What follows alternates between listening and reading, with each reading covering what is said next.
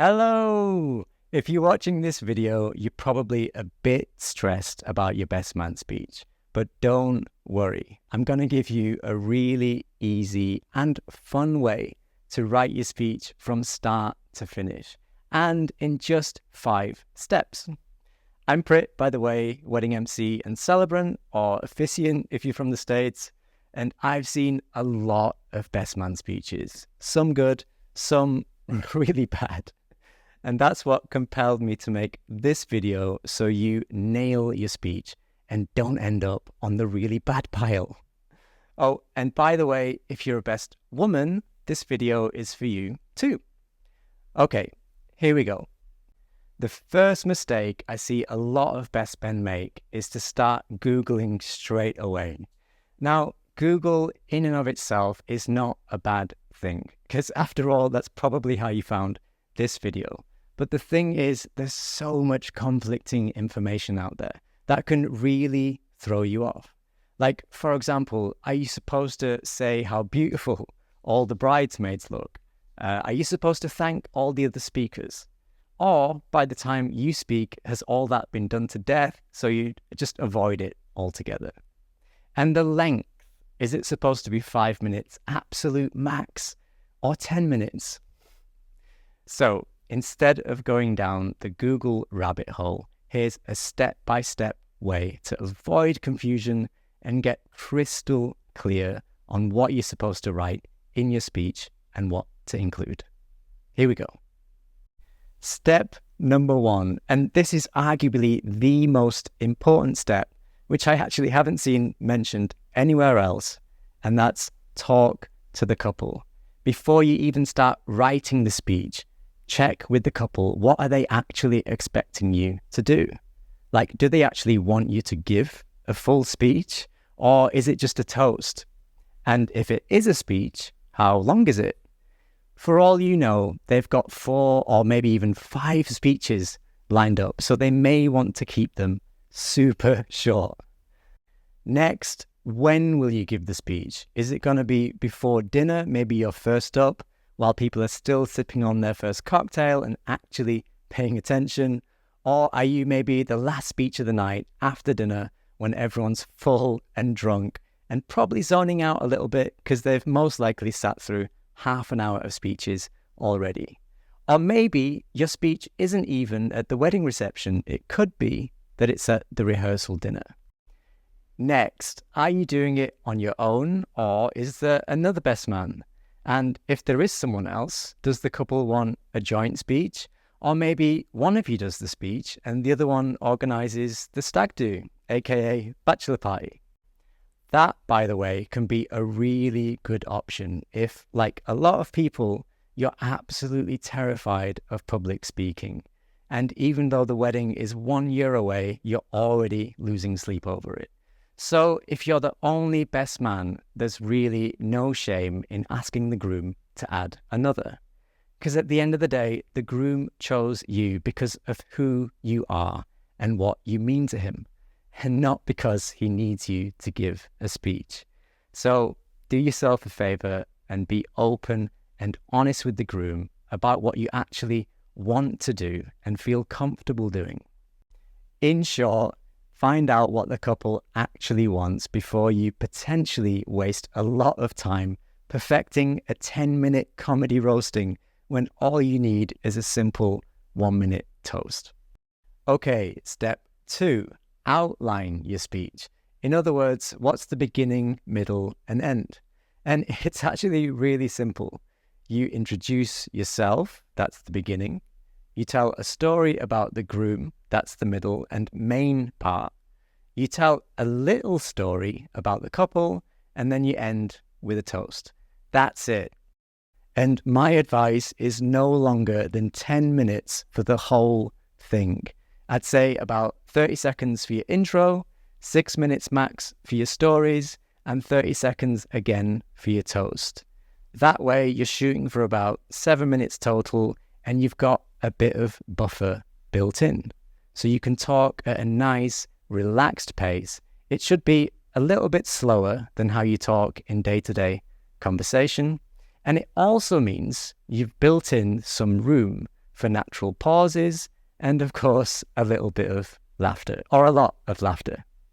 And by the way, unless the couple have asked you, you don't need to thank anyone in your intro, because between them and their parents, they'll already have that well covered. Okay, that's it. Just 4 parts. Your intro, story about the groom, story about the couple, and your toast. So that was outlining your speech. See, I've even done that step for you. Now on to step 3, writing your intro. It's unlikely that everyone in the room will know you. So always start with a quick intro of who you are and how you know the groom. The best intros are short and simple. So even if you just say, "Hi everyone, for those who don't know me, I'm Prit, Jay's little brother." That's honestly fine. There's really no pressure to make it funny. But it is your first opportunity to break the ice and to get your first little laugh in. So instead, I could say, "Hi everyone, for those who don't know me, I'm Prit, Jay's little brother and best man, or as Mum calls me, the best son." That's just a really silly example, but whatever you say, and I cannot stress this enough, it's super important that the groom sees the funny side. For example, don't make jokes about him being short if he's massively insecure about his height. When it comes to making fun of the groom, the golden rule is tease, don't insult. Despite what you may have heard about best man speeches, your goal is to make the groom feel good, not to embarrass the hell out of him in front of his bride and all his family. Okay, step 4, writing your story in 2 parts. The first part is the story about the groom. Let's call that part 4A. And remember, this is the main part of your speech. So you want to spend the most time and energy on this bit. But the question is, what do you actually say? Well, remember what I said earlier.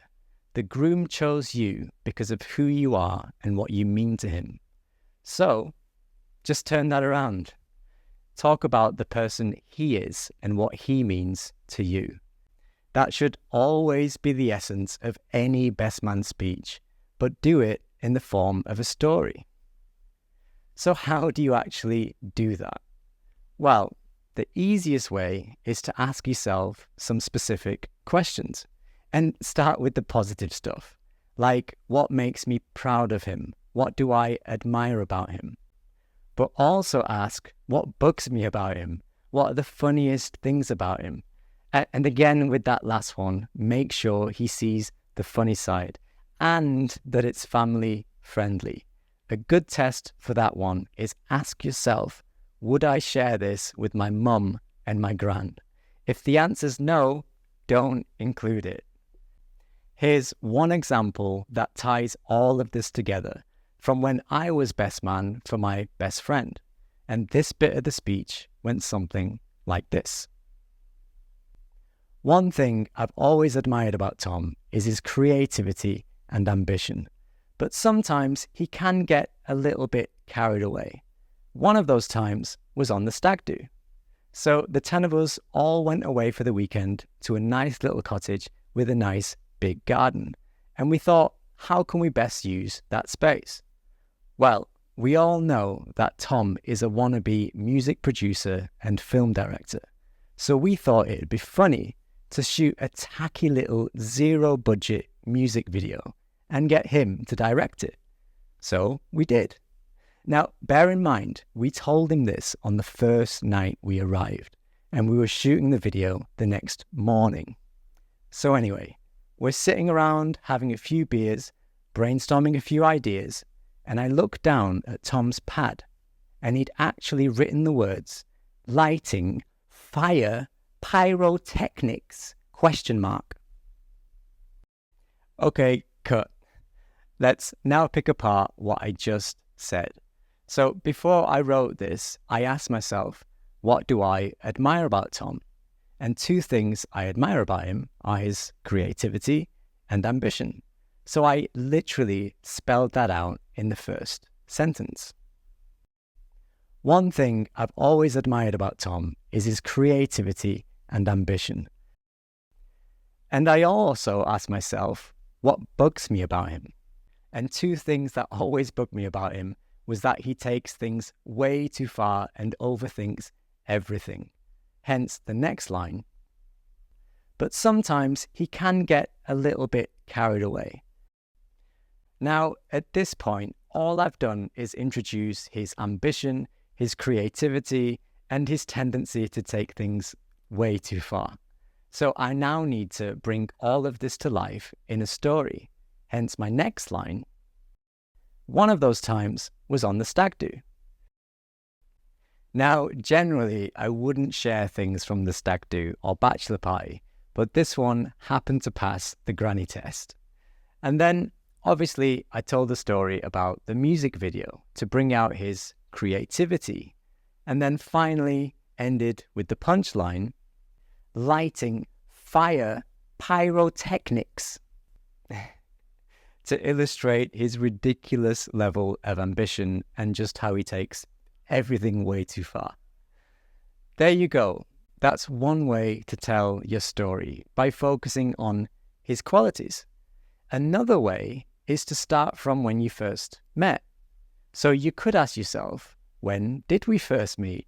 What was my first impression? Or what was my earliest memory of him? And when you're answering these questions, remember, what does your answer actually say about him as a person? For example, you could say, I first met Tom when we were 19 at our shared flat at uni. Now, at that time, his idea of cooking was warming up last night's cheap, dripping with grease kebab in the microwave. Obviously, he's grown up and evolved since then. He now uses an air fryer, which, by the way, he has an unhealthy attachment to. Honestly, I'm pretty sure I saw his name on the seating plan. So in that example, what are you saying about him? You're saying that cooking's not exactly his thing, he loves fast food, and well, he's a bit obsessed with his air fryer. But you're bringing it all out in the form of a funny story, with details and specifics. When you're writing your story, another golden rule, be specific. It's the specifics that he and the guests will connect with, especially when they're personal. So in this example, some people will already know that he's obsessed with his air fryer, which will make it even funnier to those people because it'll feel like they're in on the joke. And then after that, you just carry on down the timeline. So you include stuff from his work life, his family life, or whatever until you get to the present day. And there you go. That's the story about the groom. Step 4A, done. Which brings us to step 4B, writing your story about the couple. Obviously, so far, we've just talked about the groom, so we need a way of transitioning to the couple. How do you do that? Again, ask yourself some specific questions, this time about the couple, but still keeping the focus on him. So, for example, ask yourself, how did you know he'd want to marry her? So maybe he was super picky and particular about girls, and she happened to fit the bill perfectly. And another question could be, how has he changed for the better because of her? So maybe before he was a bit boring and conventional, but she's brought out his wild and adventurous side. So there you go. You've got something to work with and link to from the groom story. So how do you do that? Well, for example, let's take the music video I spoke about earlier with the lighting fire pyrotechnics. And after that part, I could say, and that ridiculous level of ambition didn't stop at music videos. It included girls too. Tom's been holding out for Mrs. Right since day one. That magical, made-up girl who seemed too good to be true. Until, of course, Stacey came along. who not only magically ticked all the boxes, but seemed to have a magical effect on Tom. As you know, Tom's always been Mr. Conventional and play it safe, with his little side parting and his big retirement plan, and let's not forget his highly reliable Lexus. But when Stacey came along, I couldn't believe he actually quit his job, went to live in New Zealand for 2 years, in a 20-year-old camper van, and then came back as Tommy the Happy Hippie. That's when I knew he'd either gone mad or fallen madly in love. Turns out it was a bit of both. There you go. You've written your story about the groom and about the couple. So all that's left to do is the toast. Which brings us to step 5, writing your toast. As I said, you want to keep this part super short and simple, about 30 seconds max. Now, usually this is the part where you say something genuinely nice and touching about the groom, so ideally without any jokes. So, what do you actually say? And how do you transition from the couple story? Well, the last line of the couple story was, "That's when I knew he'd either gone mad or fallen madly in love. Turns out it was a bit of both." And after that, you could say, "And Stacey, honestly, I've never seen him this happy before. You're the best partner he could have asked for.